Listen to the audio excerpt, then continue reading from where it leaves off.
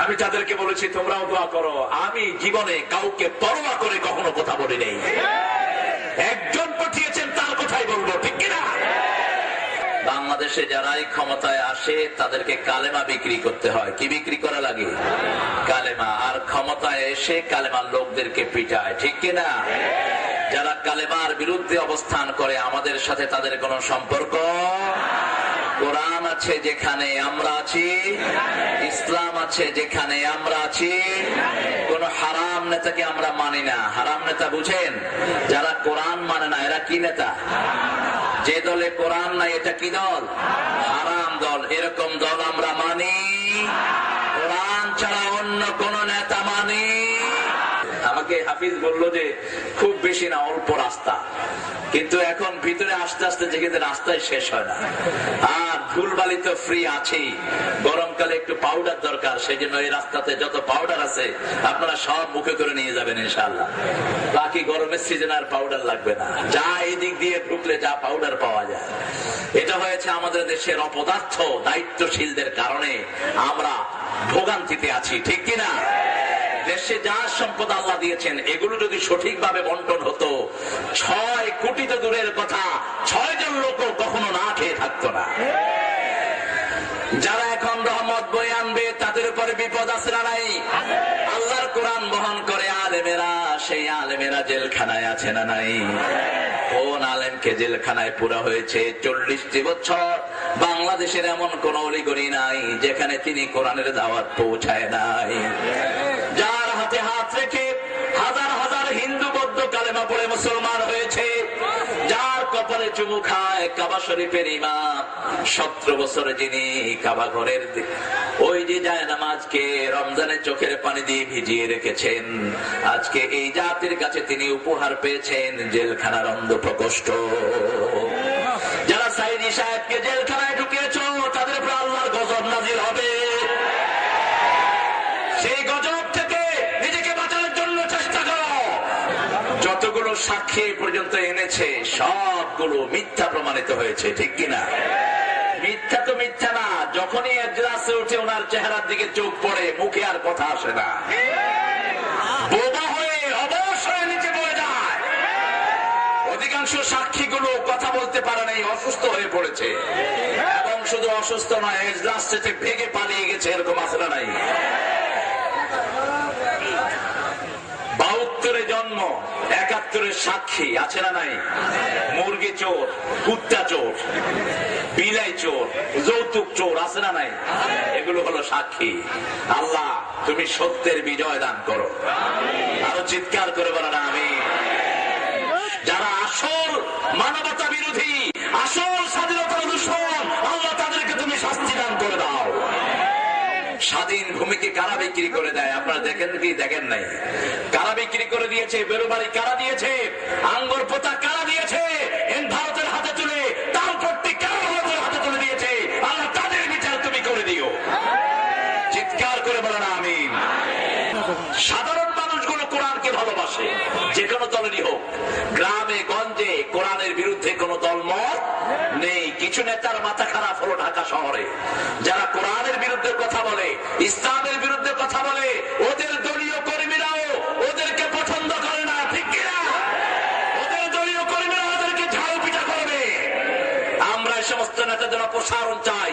যারা কোরআন চাও না, বাংলাদেশ থেকে চলে যাও। বাংলাদেশ কোন দেশ নয়। বসা নেতা কয় কর্মীরা এখানে সিট হয়ে থাকো, নামাজও নাই রোজাও সেই নেতার পিছনে দৌড়ায় আসে না নাই? কিয়ামতের ময়দানে এই নেতাগুলোকে কর্মীরাই পায়ের তলায় দিবে। কার কথা? এই কর্মীরাই বলবে আল্লাহ এই সমস্ত শয়তান নেতাগুলো আমাদেরকে নামাজ থেকে বঞ্চিত করেছে, পর্দা থেকে বঞ্চিত করেছে। রাব্বানা পড়েন, রাব্বানা আরিনাল্লাযাইনা আযাল্লানা মিনাল জিন্নি ওয়াল ইনস নাজআলহুমা তাহতা আকদামিনা লিয়াকুনা মিনাল আসফালিন। এখন আমরা কালেমা না বোঝার কারণে কালেমা পড়ি, ভিক্ষাও করি, ঠিক না ঠিক? কালেমা পড়ি আবার বিভিন্ন ইসলাম বিরোধী দলও কথা কন না কেন দলও করি। কালেমা পড়ি আবার মুশরিকের পিছনেও লাইন ধরি। কালেমা পড়ি আবার মুশরিক বিসমিল্লাহর ব্যাপারে ফতোয়া দেয়, সেই কথাও আমরা শুনি। আসর নামাজে পড়ি আমা আনা মিনাল মুশরিকিন, মুশরিকের সাথে আমার কোনো সম্পর্ক। কোরআন হাদিস পড়বে না, এই আইন কি আপনারা মানেন? আমরা আমাদের বাচ্চাগুলো যে সমস্ত স্কুলগুলোতে যায়, আজকে গিয়ে স্কুলের টিচারদেরকে বলবেন, হয় সে এনজিও টিচার হোক, সে এনজিও স্কুল, বলবেন 1 ঘন্টা কোরআন শিক্ষা দিবা। যদি শিক্ষা দিতে না পারো স্কুলে তালা ঝুলিয়ে দেন। স্কুলগুলো আমরা চলতে দেব কারণ আজকে বহু ছেলে আমাদের দেশে তৈরি হচ্ছে, বাপ মারা যায় ইন্নালিল্লাহ পড়তে পারে না, ঠিক না ঠিক? যেমন ঢাকাতে 2 জন সাংবাদিক মারা গেলেন গত রমজানে। সাংবাদিক মারা যাওয়ার পর সাংবাদিকের ছেলের কাছে অন্য সাংবাদিকেরা মাইক নিয়ে গেছে, তোমার আব্বা তো মারা গেছে, তুমি কি বলবা? ছেলেটা বলছে, my dad died, my dad died, মানে আমার আব্বা মারা গেছে। উনি এখন বাংলা বলতে পারছেন না, বাংলাদেশের বাঙালি ছেলে।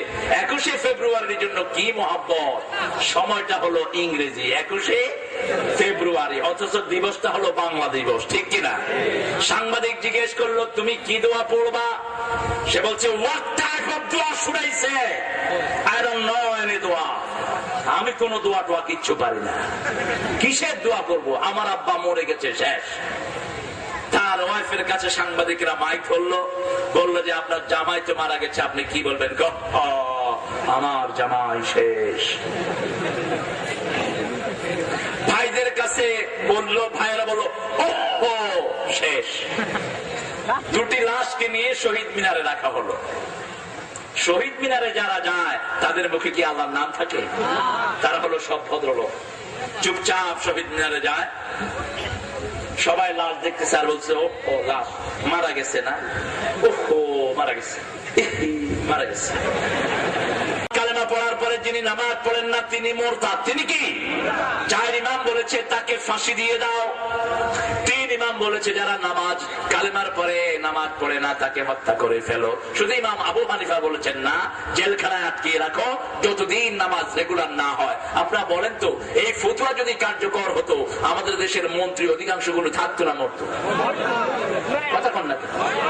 এমপি গুলো, এমপি চেয়ারম্যান, আল্লাহ বলছেন যারা বেশি বাড়াবাড়ি করে ইসলামের বিরুদ্ধে, ফাদরিবুহুম ফাওকাল আনাক ওয়া মিনহুম কুল্লাল বানান, আগে ওদের ঘাড়ে মারবি তারপরে গিরায় গিরায় মারবি। কার কথা? কার কথা? কিন্তু আমরা আগে মারার পক্ষে নয়, আমরা দাওয়াতের পক্ষে, ঠিক না ঠিক? এজন্য আমাদের প্রিয় আল্লামাকে জেলখানায় ঢুকানো হলো। পৃথিবীতে যার দাওয়াতে এত লক্ষ লোক, পৃথিবীর কোন মানুষের দাওয়াতে আসে না যতটা আসে একমাত্র আল্লামা সাঈদীর দাওয়াতে।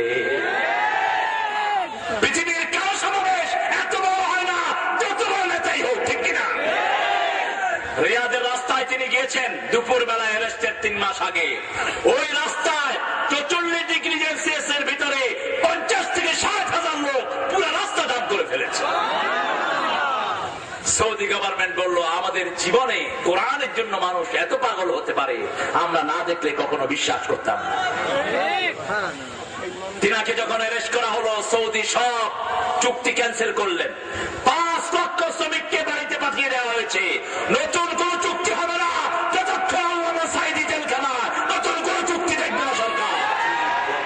একজন মানুষ, আমি যার কোলে আমার অনেকগুলো সময় কেটেছে, আমি দেখেছি উনি এই বয়সে তিনার মায়ের পায়ের পাশে বসে থাকতেন। মা মাথায় হাত রেখে বলতো, আল্লাহ আমার এই ছেলেটাকে সারা পৃথিবীর আলেমদের উস্তাদ বানায়া দাও। কোথাও যাওয়ার আগে ওই মায়ের কদম ধরে বসে থাকতেন এই মানুষটি। আমি নিজে ওনাকে দেখেছি, কোনদিন বাপের বিছানায় তিনি বসেন নাই, বাপের পায়ের কাছে বসে থাকতেন সারাক্ষণ। বাপ মাথায় হাত বুলিয়ে বলতো, আল্লাহ সুলতানুল ওয়াইজিন আমার এই ছেলেকে বানায়া দাও। এত তাহাজ্জুদ নামাজে কাদা মানুষ আমার জীবনে আমি দেখি নেই। আমি জীবনে বহু ওয়াজ ওনার সাথে আমি করেছি। আমার জীবনের প্রথম ওয়াজ আজকে আমি বলছি, আমার খোলা মানুষ, এখানে আমার কোরআনের মানুষ, আলহামদুলিল্লাহ বলেন। আমার প্রোগ্রামটা পাওয়ার পরে কষ্ট করেছে, প্রায় 100 ছেলে আমাকে বলেছে, হুজুর আপনি ইসলামের কথা বলবেন, আপনার কিছু হতে হলে আগে আমরা 100 ছেলে শহীদ হবো, তারপরে হতে হবে। আমি তাদেরকে বলেছি তোমরাও দোয়া করো। আমি জীবনে কাউকে পরোয়া করে কখনো কথা বলি নাই। একজন পাঠিয়েছেন তার কথাই বলবো, ঠিক কিনা? 7 দিন আমরা 2 জন বেরিয়েছি ভোলাতে। আমি তখন আমার মাহফিলের শুরু 1998। আমি মাহফিলের জগতে খুবই নবীন মানুষ। আমাকে এই মাহফিলের অঙ্গনে আনার জন্য সবচেয়ে বেশি কেঁদেছেন এই মানুষটি। ইংল্যান্ডে আমি জুমার নামাজ পড়াতাম, তিনি আমার মসজিদে গিয়ে আমার হাত ধরে কাঁদছেন আর বলছেন, বাবা এখানে অনেক খ্রিস্টান তোমার দাওয়াতে মুসলমান হচ্ছে, আমি খুশি, কিন্তু আমার দেশে লক্ষ লক্ষ মুসলমান খ্রিস্টান হয়ে যাচ্ছে, তাদেরকে কোরআনের দিকে আনতে হবে। আমি বললাম, চাচা কি করা দরকার? তিনি বললেন, তাফসীরের এই মাহফিলটা তুমি ছেড়ে দিতে পারবে না, তুমি কোরআন তাফসীরে জয়েন করো। আমি দেখলাম ভোলায় তিনি গেলেন, এক এক মাহফিলে 3 লক্ষ 4 লক্ষ মানুষ। তিনি প্রথম দিন আমি তিনার আগে কথা বললাম আধা ঘন্টা, 35 মিনিট, 1 ঘন্টা এরকম করে কথা বলা শুরু করলাম। তিনি বললেন, বাবা আরো বেশি বলো। তিনি আলোচনা শুনে আমাকে ঘরে নিয়ে কাঁদছেন। তিনি আমার হাত ধরে বলছেন, আমি 40 বছরে সাইদি হয়েছি, আর তুমি নেমেই সাইদি হয়েছো। তুমি আমাকে কথা দাও, তুমি এই ওয়াজের মাহফিল, কোরআনের মাহফিল তুমি ছেড়ে দিবা। মাহফিল গুলো অনেক কষ্টের, আমি পার্সোনালি ফিল করি। তিনি যেখানে মাহফিল করতে যেতেন আমি দেখতাম রাতের বেলায় মাহফিল করতেন, আর রাতের অধিকাংশ সময় তাহাজ্জুদে কেঁদে কেঁদে কাঁদাতেন আল্লামা সাইদি। আরেকজন মানুষকে অ্যারেস্ট করা হলো, বয়স হলো 90 এর উপরে। এই পৃথিবীর সর্বশ্রেষ্ঠ জ্ঞানীদের তিনি একজন। 42টা দেশে মুসলমানদের একটা কনফারেন্স হচ্ছে ইংল্যান্ডে, এরিনা ডকল্যান্ড সেন্টারে, 2004 সাল। আমার মতো গুনাহগারকেও সেখানে দাওয়াত করা হলো। পৃথিবীর সব বড় বড় আলেমরা সেখানে, কাবা শরীফের ইমাম, মসজিদে নববীর ইমাম, যত বড় স্কলার সব সেখানে। সেখানে গিয়ে দেখলাম প্রধান অতিথি হলেন বাংলাদেশের ওই মানুষটি যাকে কিছুদিন আগে অ্যারেস্ট করা হয়েছে। চেহারা